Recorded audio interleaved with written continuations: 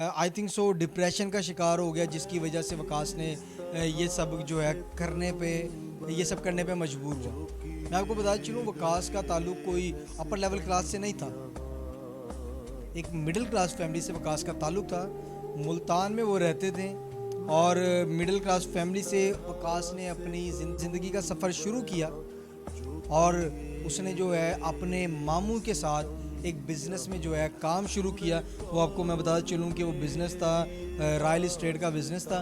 उसमें जो है वो काम करते रहे। एक मिडिल क्लास फैमिली का नौजवान वकास जो है उस बिज़नेस में काम करते करते जो है एक मिडिल क्लास से अपर क्लास तक पहुंच गया। अल्लाह पाक जिसका हाथ पकड़ ले फिर अल्लाह उसको कोई जो है रोक नहीं सकता।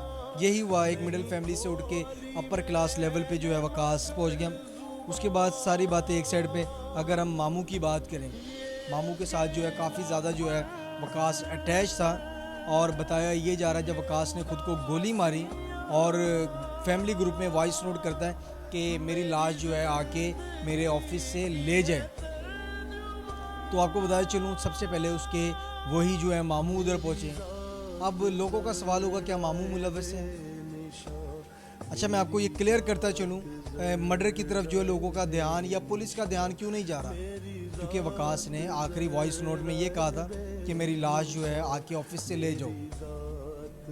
और उसने अपने, अगर हम तस्वीर देखें जहाँ पे रेस्क्यू के कुछ एहलकार मौजूद हैं, उसको फर्स्ट एड कर रहे हैं। लेकिन जब रेस्क्यू के एहलकार उधर पहुँचते हैं, रेस्क्यू टीम्स पहुँचने से पहले जो है वकास खूबसूरत 30 साल नौजवान वो इस दुनिया से जो है चल बसा होता है।